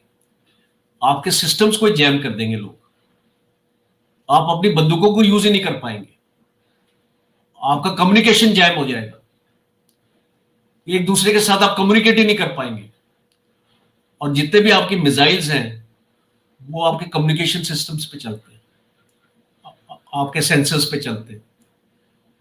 जब उन्हीं को जैम कर देंगे तो कैसे आप उनको फायर कर पाओगे? सो इसीलिए हमारा जो देश है इस स्थिति में, आई वोंट से दैट हम लोग इतना पीछे है, बट हम लोग काफी पीछे, और हमने एक अपने हैंडीकैप से स्टार्ट किया है अभी, बिकॉज हमने रियलाइज किया है कि आने वाली लड़ाई इस जो है साइबर वॉरफेयर, अभी एक साइबर डिफेंस एजेंसी का जो हो गए 3 साल हो गए उसको एस्टेब्लिश किए हुए, और हम इन चीज़ों में अभी अपना फोकस लेके आ रहे हैं। और मुझे ऐसा लगता है कि आप इनको 5 साल दे दीजिए, और 5 साल के बाद हमारी जो स्थिति है वो काफ़ी बेहतर होने वाली है। और आपने ये जो वॉरफेयर का जो जिक्र किया है, चाइना की एक 3 वॉर स्ट्रेटजी है, और सबसे जो उसकी जो नंबर 1 वाली स्ट्रेटजी है वो है साइकोलॉजिकल वॉरफेयर, और नंबर 2 है उसकी लीगल वॉरफेयर, और तीसरी है आपका सोशल मीडिया वॉरफेयर। और ये तीनों स्ट्रेटजी चाइना बहुत तरीके से इस्तेमाल करता है। आपने वीडियोस भी देखे होंगे जब जो अपनी मिलिट्री माइट को दिखाता है, लोगों को डराता है, ऐसी ऐसी इक्विपमेंट अपनी फायरिंग दिखाता है, मिसाइल्स की फायरिंग दिखाता है, टैंक्स दिखाता है, अपने एयरक्राफ्ट दिखाता है, तो वो एक फौज को डराने की कोशिश कर रहा है। और वहां पे LAC में चाइना ने इतने पावरफुल वहां पे लाउड स्पीकर लगा रखे हैं, और वो लाउड स्पीकर पे ऐसे अनाउंसमेंट करते हैं कि इसको जो सामने आओगे तो तुम खत्म हो जाओगे, और तुम्हारी गवर्नमेंट फौज का जो है कोई अपना ध्यान नहीं रखती है। ये सारी ऐसे अपनी प्रोपेगेंडा करता है वहां पे। माइंड को टारगेट करता है। और अभी आपने यूक्रेन की लड़ाई में भी आपने देखा होगा कि बेशक यूक्रेन हार रहा है लड़ाई, पर जो वेस्टर्न मीडिया वो ऐसा प्रोपेगेंडा कर रहा है कि रशियन आर्मी हार रही है। और अगर आपने टीवी चैनल में भी देखा होगा तो वो यही बोलते हैं कि रशियन आर्मी का ये तबाह कर दिया, वो तबाह कर दिया। तो मैं भी काफी टीवी चैनल्स में जाता हूं, तो मैं अपना व्यू पॉइंट देता हूं कि आप ऐसी जो है ना प्रोपेगेंडा को स्प्रेड करने से कोई मतलब नहीं है। जो एक्चुअल्स है वो बताइए हमारी पब्लिक ओपिनियन को बनाने के लिए। और वो एक्चुअल ये है कि यूक्रेन लड़ाई हार रहा है, रशिया हावी हो रहा है इसको दिन पे दिन। पर ये जो मीडिया वॉरफेयर है, साइकोलॉजिकल वॉरफेयर है, ये वेस्टर्न मीडिया का रशियन मीडिया से ज्यादा पावरफुल है। और इसीलिए आपको ऐसे लगता है कि रशिया तो जो कुछ नहीं कर, लोग बोलते हैं कि अभी 3 महीने से ऊपर हो गया, रशिया ने कुछ किया ही नहीं, अपने कुछ हासिल ही नहीं कर पाया है।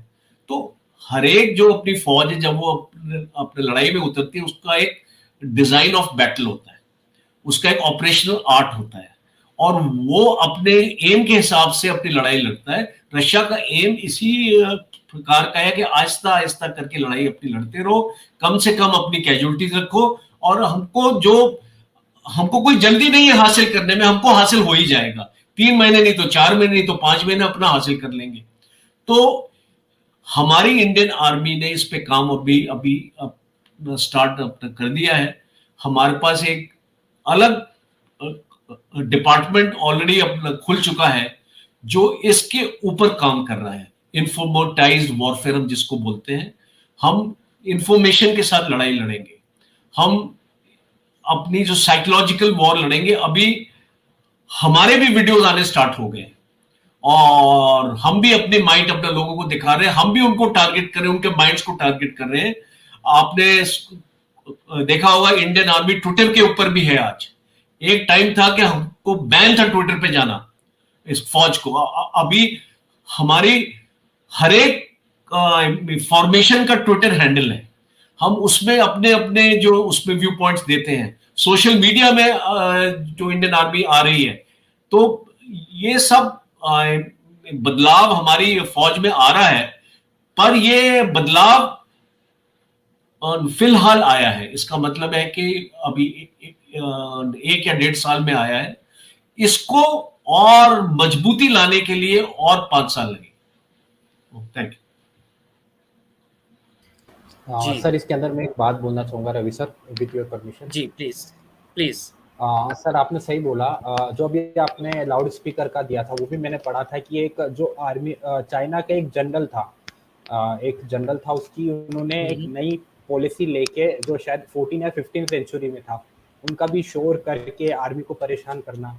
एंड सेकंड थिंग, जब युद्ध के हालात बहुत ज़्यादा हो गए थे भारत और चाइना के बीच में, तब अगर आपको याद हो काफ़ी न्यूज़ में भी था कि मुंबई शहर की पूरी लाइट बंद हो गई थी। उसके अंदर कहीं ना कहीं चाइना का हाथ बताया जा रहा था। गवर्नमेंट ने तो इस चीज़ से नकारा है कि उसमें चाइना का हाथ नहीं था, लेकिन कहीं ना कहीं वो इंडिकेशन थे या फिर बोलने की भी कोशिश की गई थी कि हम एक तरफ सरहद पर नहीं, हम इस तरह से भी युद्ध लड़ सकते हैं। थैंक यू सर, अगर मैं गलत तो आप करेक्ट करिए। नहीं बिल्कुल, यू एब्सोल्युटली राइट। और मैं आपको बता दूं कि जब यूक्रेन के साथ स्टार्ट हुई थी लड़ाई, पहले 48 आवर्स में रशिया ने उनका बैंकिंग सिस्टम बंद कर दिया था।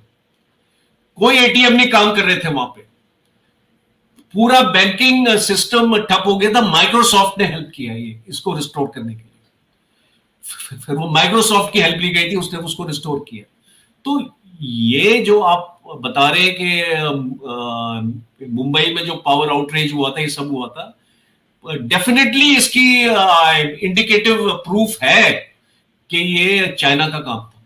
और आने वाली लड़ाई में अगर आप मुझे बताओ, आपका जो रेलवे आपका सिस्टम है, ट्रेन जो आपकी चलती है, सिग्नलिंग सिस्टम है, अगर उसको कोई बंद कर दे तो कैसे मूवमेंट होगी रेल की, मुझे बताइए।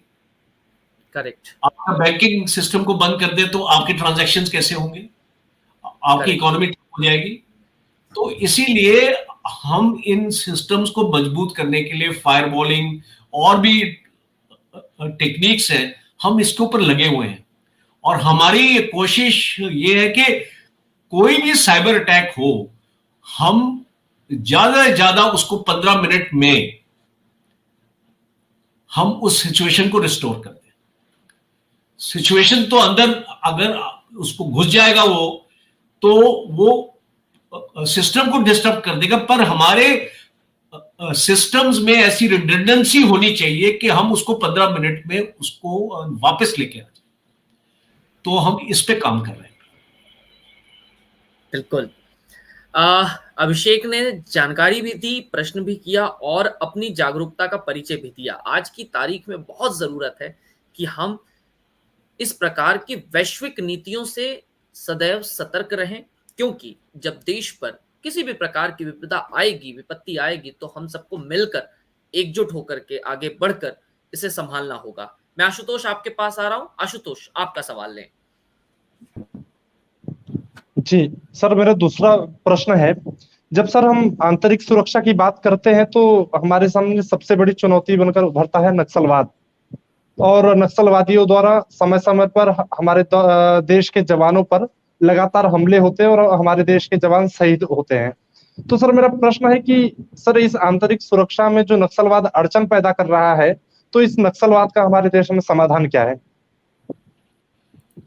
देखिए, नक्सल मूवमेंट अगर आप उसको स्टडी करेंगे, स्पेशली नॉर्थ ईस्ट में, और त्रिपुरा जैसे हो गया, छत्तीसगढ़ हो गया, असम हो गया, स्पेशली उन एरियाज पे कोई इंसर्जेंसी जब होती है तो वो वहां की पॉपुलेशन उसमें उसका सपोर्ट होता है। पॉपुलेशन के सपोर्ट से कोई आपकी जो इंसर्जेंसी है पनप नहीं सकती है। और जब एक बार आपकी इंसर्जेंसी एक स्टेट में स्टार्ट हो जाएगी तो बाहरी ताकतें जो होती हैं वो उसको और आग लगाती हैं, और आपको म्यांमार से, चाइना से आपको जो हथियार आने शुरू हो जाते हैं। और ये जितने भी नक्सलवादी होते हैं इनको एक ताकत मिलती है अपनी बाहरी जो शक्तियों की, और उसकी वजह ये है कि हमारे जितने भी 7 स्टेट्स हैं हमारे नॉर्थ ईस्ट में, हर एक स्टेट में नहीं है ये सिचुएशन, कुछ स्टेट्स में। और वो इसलिए है बिकॉज वहां पे जो भी गवर्नमेंट्स आई हैं और गवर्नेंस हुई है, उसमें लोगों के मसले दूर नहीं किए। हमारे मसले क्या हैं स्पेशली नॉर्थ ईस्ट में? पॉवर्टी है, बेरोजगारी है और लैक ऑफ एजुकेशन है। कहीं पर भी अगर आप, और आपका लैक ऑफ आपका मेडिकल केयर है, तो कहीं पर भी अगर आप एक अपने गवर्नेंस मॉडल में इन 4 चीजों को शामिल नहीं करेंगे तो आप देखेंगे कि आप अपने से दूर हो जाएंगे। और जैसे ही आप अपने अवाम से दूर हो जाएंगे, इंसर्जेंसी को एक उसका जन्म होता है। और जो इंसर्जेंसी, जब आपको अपनी जुडिशियल राइट्स नहीं मिलती हैं तो लोग फिर अगर गवर्नमेंट के पास नहीं जाएंगे तो वो ऐसी ताकतों के पास जाते हैं। तो जो सिचुएशन इंसर्जेंसी और नक्सलवाद की 10, 15, 20 साल पहले थी, आज की डेट में अगर आप उसको एनालाइज करेंगे उसमें बहुत सुधार आया है। और अभी लिमिटेड एरियाज में ये नक्सल मूवमेंट रह गया है। और गवर्नमेंट ने अभी आपने रिसेंटली आपने देखा होगा कि कैंसर इंस्टीट्यूट्स वगैरह, वो जो असम में प्राइम मिनिस्टर गए थे और उसको इनॉग्रेट हुआ है, अभी जो है डेवलपमेंट हो रहा है नॉर्थ ईस्ट की तरफ, हमारी गवर्नमेंट्स ने पिछले इतने सालों में निगलेक्ट किया उसको। वहां पे कोई इंफ्रास्ट्रक्चर नहीं है, कोई इंडस्ट्री नहीं है। मुझे एक चीज बताइए, अगर आप महाराष्ट्र में ऐसे ऐसे देशों में स्टेट्स में इंडस्ट्री ला सकते हैं, तो नॉर्थ ईस्ट में क्यों नहीं आप अपनी इंडस्ट्री को वहां लेके जाते?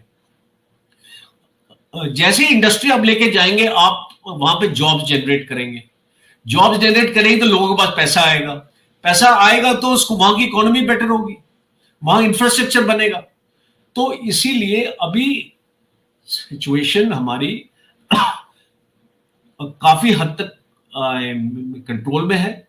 और दूसरा, ये जितने भी ये नक्सल्स की जो मिलिटेंट ग्रुप हैं, अभी इनको मेन स्ट्रीम में हम लोग इसको लेके आ रहे हैं, और ये मेन स्ट्रीम में आ भी रहे हैं, और इसमें हमको सक्सेस भी मिला है, और काफी एग्जाम्पल्स हैं इसके।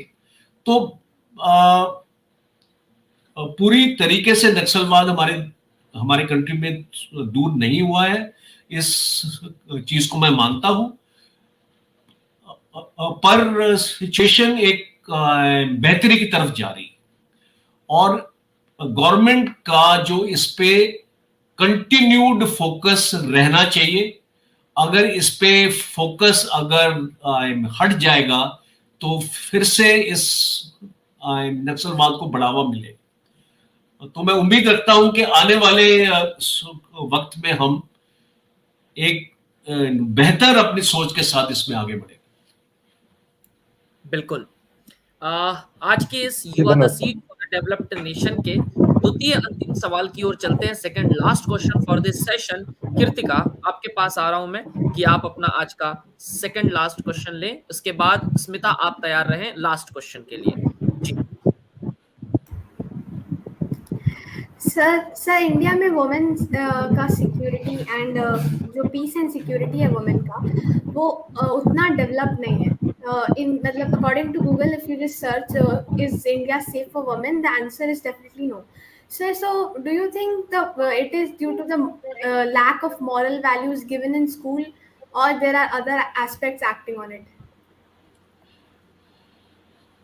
You're partially right. It all starts from the way you are brought up in your society. बचपन से अगर आप एक महिला को रिस्पेक्ट अपने देंगे, और ये आपकी अपनी माँ से शुरू होता है, और आपकी अपनी बहन से शुरू होता है, आपके अपने भाई, जो आपका घर है। अगर एक घर में अगर आप एक ऐसा वातावरण अपना करेंगे, और आपके जो फादर हैं वो अगर अपनी वाइफ को उसको रिस्पेक्ट देंगे और उसको एक जगह देंगे उस घर में, तो ये सोच बदलेगी। और ये सोच एजुकेशन से ही बदल सकती है। और इसीलिए अगर आपने अभी नेशनल एजुकेशन पॉलिसी 2020 में अगर आपने उसको पढ़ा है, नेशनल एजुकेशन पॉलिसी को, तो इसके ऊपर कल्चरल वैल्यूज, मॉरल वैल्यूज के ऊपर बहुत फोकस है, और आपके स्कूल के सिलेबस में एक इसका इम्पोर्टेंट हिस्सा हो चुका है। और जब तक आप जो आपका सीड है, अभी हम सीड की बात करते हैं, जिस तरीके का आप उसको मैन्योर देंगे वो उसी तरीके से बड़ा होगा। तो अगर आप उसको सही मैन्योर देंगे, उसको खाद उसको अगर उसको सही मिलेगी, तो वो एक बहुत ही मजबूत पेड़ बनेगा।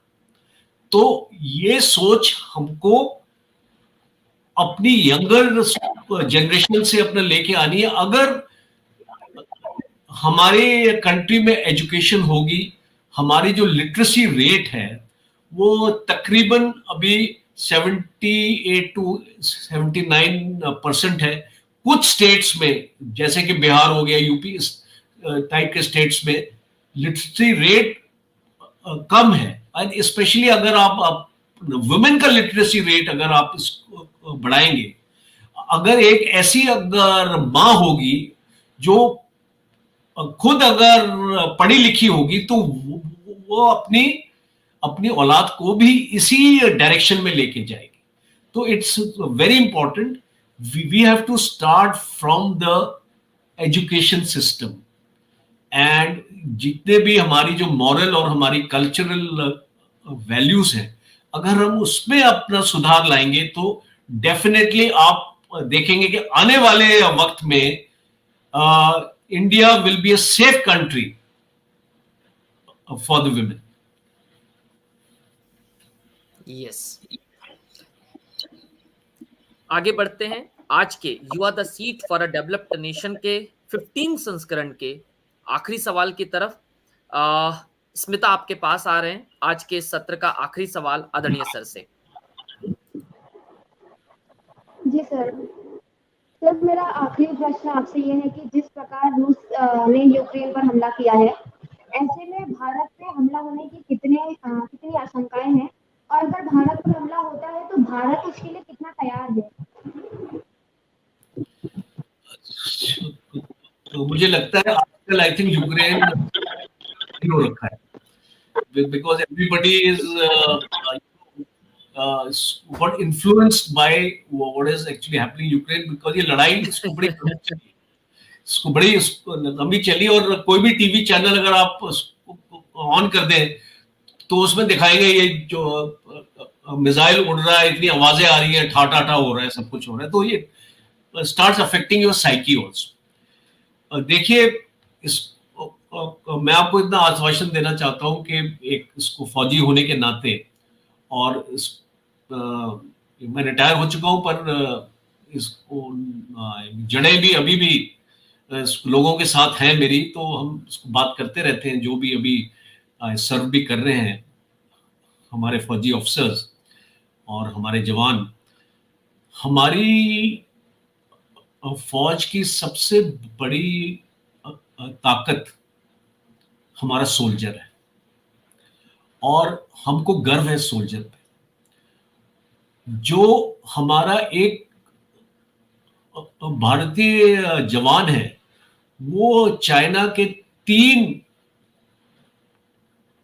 सोल्जर्स के लिए भारी पड़ेगा, और यही वजह है कि अभी तक चाइना ने इंडिया के ऊपर अटैक नहीं बोला है, बिकॉज जो देश आउटकम सी, अगर कोई भी देश एक दूसरे देश के ऊपर हमला करता है तो वो उस सोच से हमला करता है कि हम उसके ऊपर विजय हासिल करेंगे, और जहां पे उसको शंका लगती है कि ये जो विजय शायद 50-50 है, हासिल शायद नहीं हो पाएगी, वो आपके ऊपर अटैक नहीं करेगा। और चाइना की अभी यही हालत है, बिकॉज चाइना जानता है कि अगर भारत के ऊपर हमला करेगा तो उसको भी मुंह की खानी पड़ेगी। बेशक हमारी भी कैजुअलिटीज होंगी, इसको मैं इस पर डिनाई नहीं करूंगा, बट हम उनको भी काफी कैजुअलिटीज देंगे, और इसीलिए चाइना इस सोच से डरा हुआ है, और इसीलिए वो अपने आप को और मजबूत कर रहा है। वहां पे बॉर्डर पे एलएसी में वो अपने बंकर्स बना रहा है, ब्रिजेस बना रहा है। आपने सुना होगा पेगांग शू पे उसने अपना एक सेकंड ब्रिज भी बना लिया है। तो वो अपने आप को और अपना मजबूत करने की कोशिश कर रहा है कि वो एक अपने आप को ऐसी स्थिति में ले आया कि वो जब भारत में हमला करेगा तो वो शायद उसको विजय मिलेगी। पर अगर चाइना अपने आप को मजबूत कर रहा है तो हम क्या कर रहे हैं? हम भी तो अपने आप को मजबूत कर रहे हैं। हम भी हाथ पे हाथ थोड़ी रख के बैठे हुए हैं। तो हम इजराइल से वेपन्स आ रहे हैं, और हाल ही में आपने ड्रोन्स, आपने उसको एग्जीबिशन अपना देखी होगी, प्राइम मिनिस्टर ने इनॉग्रेट किया है। पूरा ड्रोन्स के ऊपर हमारा फोकस है। हम अपनी वॉरफेयर को और हम अपनी ताकत को मजबूत करें। ब्रह्मोस मिसाइल हमने टेस्ट फायर किया है सुखोई एयरक्राफ्ट के साथ, और उसकी जो रेंज है हमको अबाउट 1000 किलोमीटर मिल रही है। तो ये राफेल आ रहा है हमारे पास, और हथियार आ रहे हैं हमारे पास। S-400 हमारे पास एंटी एयर डिफेंस सिस्टम आ रहा है। तो हम सब ये चीजें इसलिए हासिल कर रहे हैं, हम आपको मजबूत कर रहे हैं। और हमारे पास इतना अभी दम है कि हम चाइना को भी रोक सकते हैं, पाकिस्तान को भी रोक सकते हैं। अभी आने वाले वक्त में आप देखेंगे कि हमारी फौज और भी मजबूत होगी। हमारा जो मिसाइल्स है, आपने इसको देखा होगा, अग्नि का भी टेस्ट हुआ था रिसेंटली, और आकाश मिसाइल भी हमारे पास है, ब्रह्मोस भी है हमारे पास नाग मिसाइल है। तो हमारे पास कोई हथियारों की कमी नहीं है। और आने वाले वक्त में आपको मैं आश्वासन दे सकता हूं कि देश की जो सुरक्षा है वो कॉम्प्रोमाइज नहीं की जाएगी। Thank you so much sir. बिल्कुल, भारत की सुरक्षा और देश की अस्मिता पर कभी भी किसी भी प्रकार की आंच नहीं आएगी, इसका आश्वासन आदरणीय सर ने दिया। और प्रत्येक देशवासी को अपनी सेना पर, अपने रक्षकों पर हमेशा से विश्वास रहा है। और ये देश के लिए गर्व का विषय है कि हम एक ऐसे देश में हैं जहां पर हमारी रक्षा करता हुआ जवान खुद रात भर जागता है, तब हम अपने घरों में चैन से सुरक्षित सो पाते हैं। हमारी सुरक्षा की जिम्मेदारी जिन्होंने ली है वे बड़े जागरूक हैं, इसी कारण हम और आप अपने देश में बेहतरी से रह पा रहे हैं। मेजर जनरल राजन कोचर जी, वीएसएम रिटायर्ड, आदरणीय मेजर जनरल राजन कोचर जी ने आज हमारे युवा साथियों के साथ बात की देश की आंतरिक और बाहरी सुरक्षा पर, कि किस प्रकार की चुनौतियां और कुछ प्रश्न जो कि रशिया और यूक्रेन युद्ध से प्रभावित थे, तो वहीं आशुतोष के प्रश्न आंतरिक सुरक्षा पर केंद्रित रहे। यानी हम आंतरिक और बाहरी दोनों प्रकार की सुरक्षा को लेकर के आश्वासित हैं कि भारत पूरी तरह से सुरक्षित है। आदरणीय सर, जिस तरह से आपने आज इन युवा साथियों का मार्गदर्शन किया, मैं चाहूंगा कि एक समअप करते हुए आज के इस पूरे कार्यक्रम पर यदि कोई ऐसा मुद्दा, कोई पॉइंट छूट गया हो जो आप उल्लेखित करना चाहते हो, बोलना चाहते हो, और इस कार्यक्रम में आकर आपको कैसा लगा, जरूर बताएं please sir. Okay, Ravi ji, सबसे पहले तो मैं आपका धन्यवाद देना चाहता हूं कि इतना बेहतरीन आपका डेलीगेट्स थे आज के डिस्कशन में। और हर एक डेलीगेट ने बहुत ही सर्चिंग क्वेश्चंस अपने देश के बारे में पूछे। और मुझे बड़ी खुशी है कि हमारा जो युवा है वो इस प्रकार की सोच रखता है, और जो जागरूकता है उनमें वो अव्वल दर्जे की है। तो I compliment each one of you who was part of this program. और मेरा जो मैसेज आप लोगों के बस यही है कि आप लोग हमारे देश की नींव हैं। देश आपके ऊपर बहुत एक्सपेक्टेशंस रखता है, और आने वाले वक्त में कई आप में से साइंटिस्ट बनेंगे, इंजीनियर बनेंगे, टेक्नोक्रेट बनेंगे, डॉक्टर बनेंगे। जिस भी फील्ड में आप जाते हैं, एक चीज का ध्यान रखना कि कुछ भी अचीव करने के लिए उस चीज का पैशन होना चाहिए आपके पास। एक पैशन के साथ अगर आप काम करेंगे, कोई भी टास्क मुश्किल नहीं, इम्पॉसिबल को आप आई एम पॉसिबल कर सकते हैं। और जो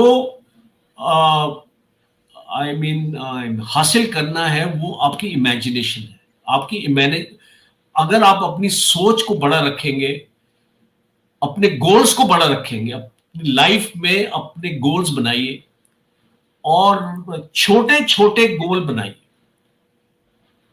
बड़ा गोल मत बनाइए लाइफ में, इसको ना इंक्रीमेंटल अपने स्टेप से लेके चलिए। और अगर आप बोलते हैं कि अगले 3 महीने में मैंने ये करना है, और उसको हासिल करें, फिर अपना नेक्स्ट गोल अगले 3 महीने का बनाएं। और इस प्रकार से अगर आप अपनी लाइफ को प्लान करेंगे, तो आपका जो अल्टीमेट गोल होगा, आपकी जो विजन होगी, जहां पे आपको पहुंचना है, फाइनली आप उसको हासिल कर पाएंगे। तो मेरा यही मैसेज है आप लोगों के लिए। अब पैशन के साथ रहिए, अपना गोल बना के रखिए, और आप सब में एक रोल मॉडल होना चाहिए। एक अपनी लाइफ का अपना रोल मॉडल बनाइए। बेशक वो आपका भाई हो सकता है, बेशक आपके फादर हो सकते हैं, बेशक आपका बेस्ट फ्रेंड हो सकता है, या कोई भी हो सकता है। अपनी लाइफ में एक रोल मॉडल होना बहुत जरूरी है, क्योंकि आप फिर अपना कोशिश करेंगे उस रोल मॉडल की तरह अपनी लाइफ बनाने के लिए, और अगर आप उस चीज में सफल रहेंगे तो आप देखेंगे आप अपना खुश भी रहेंगे, और अपनी जो सफलता है जो उसको भी आप हासिल करेंगे। हैप्पीनेस के साथ सफलता हासिल करना बहुत जरूरी है हम सब लोग। आदरणीय सर, बिल्कुल आपने जिस तरह से बात कही और जिस तरह से आपने विचार रखे, इन सभी के लिए बहुत ज्यादा कीमती, मूल्यवर्धक, ज्ञानवर्धक रहेंगे। आदरणीय मेजर जनरल राजन कोचर जी, जो कि आज हमारे बीच इस कार्यक्रम में उपस्थित रहे, you are the seat for a developed nation में। आदरणीय सर, मैं द न्यू भारत की तरफ से, हमारे युवा साथियों की तरफ से आपका विशेष रूप से आभार व्यक्त करता हूं कि आप अपना कीमती समय निकालकर हमारे बीच उपस्थित रहे, और जो समय आपने दिया है हमें, यह समय बहुत कीमती है हमारे लिए, क्योंकि सबसे महत्वपूर्ण होता है किसी का समय प्राप्त होना। तो आदरणीय सर, आपका बहुत शुक्रिया।